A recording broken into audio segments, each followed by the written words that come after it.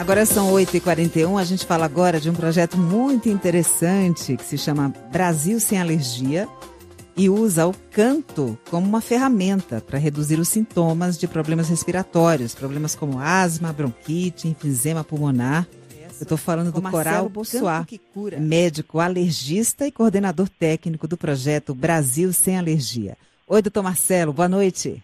Boa noite, Rosana. Muito obrigado pelo convite pela Rádio CBN. É um prazer falar com vocês. Prazer é o nosso de recebê-lo aqui, doutor Marcelo. Doutor Marcelo, a gente sabe que a música sempre trouxe muitos benefícios sensoriais e emocionais. Agora, explica pra gente por que o canto pode trazer benefícios também para quem está se tratando de doenças respiratórias. É verdade, Rosana.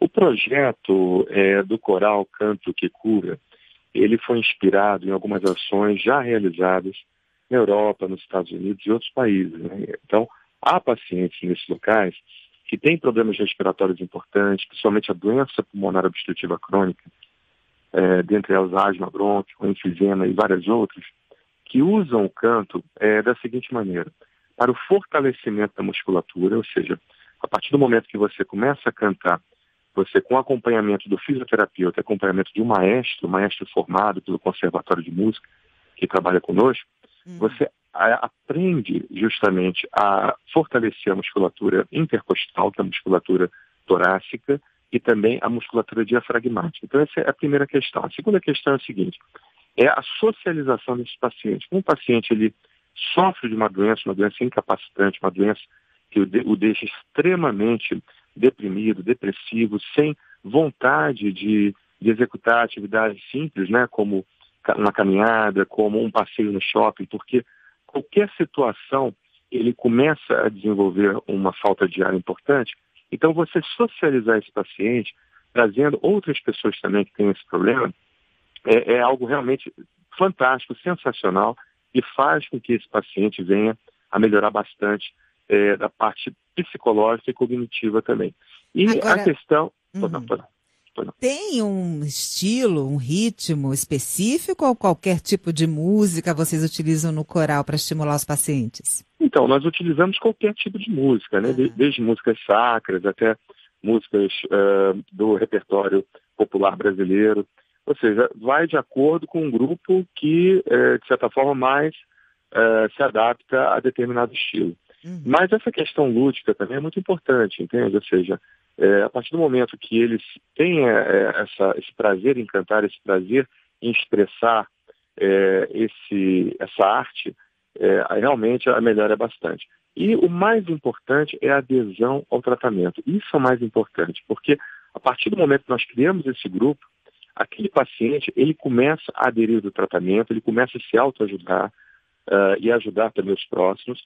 E, de certa forma, essa adesão ao tratamento fazendo com que ele tome o medicamento adequadamente, a medicação correta, a medicação realmente para o controle e a melhora do quadro clínico da asma, isso é o mais importante. Ou seja, o compromisso que ele tem com o coral acaba repercutindo na disciplina para com a doença, não é isso? Certamente. E muitas das doenças pulmonares obstrutivas crônicas, quando não tratadas, elas vão se agravando progressivamente e levam realmente a um quadro de irreversibilidade. Ou seja, o paciente sai de um quadro obstrutivo, ele evolui para um quadro restritivo, e esse quadro restritivo, muitas das vezes, ele leva a uma incapacidade física. Então, quanto mais cedo esse paciente iniciar o tratamento e ao mesmo tempo, ele seguir o tratamento adequadamente, menos efeitos colaterais ele vai ter, menos complicações ele vai ter. Associado também a um trabalho de fisioterapia, que eu esqueci de falar. Ou seja, o Coral Canto de Cura, ele tem um fisioterapeuta que acompanha os ensaios e acompanha também aqueles pacientes, auxiliando o maestro a fazer trabalho de fisioterapia para o fortalecimento da musculatura intercostal e diafragmática desse paciente. O senhor mencionou agora há pouco a asma, que é a quarta maior causa de hospitalização no país, né? Pessoas que têm crises de asma. Nós temos no Brasil, pelo menos tendo dados aqui do Ministério da Saúde,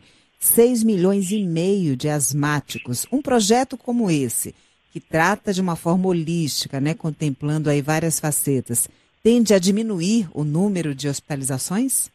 Muito, porque o grande problema da asma é a adesão ao tratamento. A partir do momento que você tem adesão ao tratamento, a grande maioria dos casos de asma é controlado, entende? Então, o projeto ele justamente vem para trazer adesão e fazer com que esse paciente se trate a longo prazo, de uma forma duradoura e também com uma melhora clínica adequada. Uhum. E as vacinas, hein, doutor Marcelo? Vocês também proveem o pessoal que participa aí do coral com as vacinas? Não. Depende do caso, do caso. Há casos que a paciente precisam da imunoterapia e há outros casos que não há necessidade. Ou seja, um paciente que não tem um perfil alérgico, imunológico, que precisa da imunoterapia, esse paciente não precisa fazer.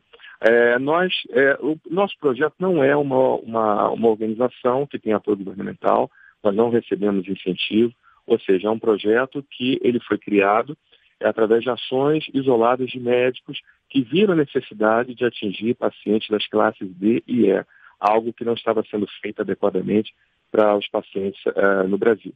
E as fontes de recursos, doutor? De onde vem o dinheiro para bancar esse projeto? Exatamente. Parte do nosso tratamento é oneroso e parte é gratuito. O projeto ele existe já há bastante tempo, já nesse perfil. Parte é oneroso, parte é gratuito, onde a parte que é paga, ela compensa a parte gratuita. E existe um percentual de pacientes, aqueles pacientes realmente que não conseguem pagar o tratamento, então a gente direciona um recurso para poder cobrir esse grupo populacional que não consegue pagar nada do tratamento. Agora, o paciente que frequenta o Coral Canto que Cura, ele tem toda essa medicação. Dá uma dimensão, então, para a né? gente aí da atuação, né, do Projeto Brasil Sem Alergia. Vocês já fizeram quantos atendimentos? Fala um pouco também dos resultados com relação aos pacientes. Eu imagino que eles tenham tido uma melhora depois que passaram a cantar, né? É verdade. Nós já tivemos a oportunidade de atender 500 mil pacientes. Então, 500 mil pacientes já foram atendidos durante 15 anos. E, justamente, o nosso perfil, o nosso foco é atingir as classes D e E. Então, aquele paciente que tiver seu plano de saúde, aquele paciente que tem condições de pagar um médico particular, não é o perfil do projeto. Lógico que nós atendemos todos, né? Todos que chegam lá nós atendemos. Mas se você, por acaso, você tem um plano de saúde, se você tem condições de pagar um médico particular, tente procurar seu médico, e aquele realmente que não tem essas condições, nós estamos à disposição para tratá-lo, porque nós temos uma limitação também de atendimento, né? Nós não conseguimos atender a todos. Né? O senhor falou de 500 mil atendimentos desde 2007, quando surgiu o projeto Brasil Sem Alergia. Exatamente, 500 mil atendimentos, onde nós fazemos testes alérgicos, ou seja, aqueles testes alérgicos para os aeroalérgicos, onde a gente mede a hipersensibilidade do paciente a ácaro, a poeira, a mofo, testes também de espirometria. Hoje o paciente chega no projeto com um pedido do médico particular dele ou do médico do SUS, com o pedido da espirometria, ele faz na hora a espirometria sem custo nenhum. É um exame difícil, é um exame que em algumas praças você tem uma fila de espera de 1 ano e meio a 2 anos pelo Sistema Único de Saúde, para você fazer a prova de função pulmonar ou espirometria, e chega no projeto, em determinados dias ele faz, num prazo máximo de 24, 48 horas, ele consegue fazer a prova de função pulmonar. Uhum. Então, é um projeto realmente que tem feito diagnóstico e ele tem conseguido elucidar a condição clínica do paciente, fazendo com que esse paciente tenha uma qualidade de vida maior e também tenha uma longevidade maior. Porque não adianta o paciente se tratar sem ter um diagnóstico preciso. O diagnóstico é a principal situação na investigação do paciente. Se você não tem um diagnóstico bem feito, você não consegue dar o remédio adequado. Até porque os sintomas, em muitos casos, né, doutor Marcelo, se confundem. A pessoa não sabe se tem asma, se tem bronquite, se tem rinite, sinusite, enfim. Né? É verdade, tem enfisema, ali, né? E muitas das vezes a asma, ela pode evoluir para o enfisema, a rinite evolui para a asma, né? Então a asma, muitas das vezes, começa no nariz. Então, aquele paciente que tem um processo obstrutivo, inflamatório, não tratado, essa rinite evolui para sinusite, ou seja, ela começa a inflamar os seios da face. Esse seio da face inflamado, ele começa a produzir secreção. Essa secreção goteja para o pulmão e causa broncoespasmo, causa falta de ar. Então, o que acontece? Uma simples rinite não tratada, ela pode evoluir para uma asma brônquica. E essa asma brônquica, por sua vez, pode evoluir, com o passar do tempo, também para um enfisema pulmonar. Porque a questão da asma, é muito interessante nós falar sobre isso, sabe, Rosana? Porque a asma, as pessoas acham que a falta de ar é para inspirar. Mas a falta de ar da asma não é para inspirar, é para expirar.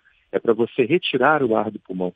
Então, quando você tem essa dificuldade, quando você tem uma constrição dos brônquios que dificulta você expirar o ar que está no seu pulmão, fica um ar residual no seu pulmão. E esse ar residual vai expandir do seu pulmão, vai destruindo o parênquima pulmonar. Então, isso com o tempo, uma asma maltratada, uma asma que não tem uma atenção adequada, ela evolui para enfisema pulmonar também. E outra situação é a seguinte, é o remodelamento brônquico. O brônquio, ele durante o processo de asma, ele sofre um processo inflamatório. Então, só fazendo uma analogia, quando você corta uma parte do seu corpo, a sua pele, ou qualquer outra parte, você faz uma cicatriz, um queloide, né, que é uma substância fibrosa, que ela é mais densa do que a pele. A mesma coisa acontece com o brônquio. Ou seja, quanto mais processo inflamatório você tiver, mais aquele brônquio ele vai sendo substituído por tecido cicatricial fibroso. Isso é o chamado remodelamento pulmonar. Então, remodelamento brônquico, perdão. E esse remodelamento brônquico, ele não leva só a um quadro de obstrução mais. O paciente, ele evolui de uma obstrução, ele entra num processo restritivo, não conseguindo mais expandir, perdendo a elasticidade do pulmão.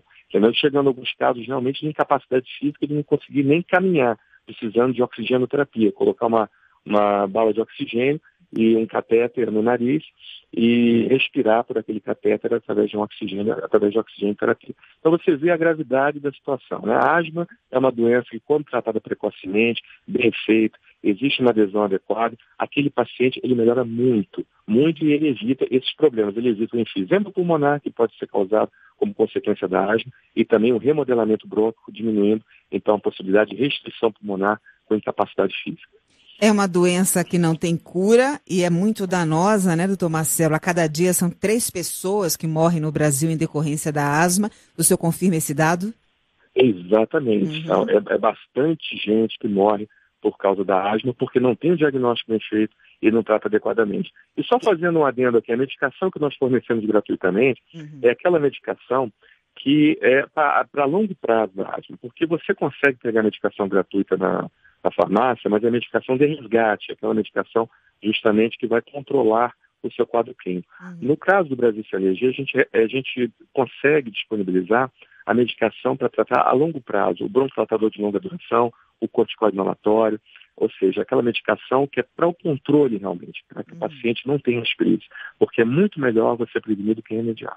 Com certeza, e também é altamente danoso para os cofres públicos. Eu tenho um dado aqui, de que o custo para a gente tratar a asma no Brasil hoje está em torno de 540 milhões de reais. É muita coisa, né? Com prevenção, esse número com certeza diminuiria.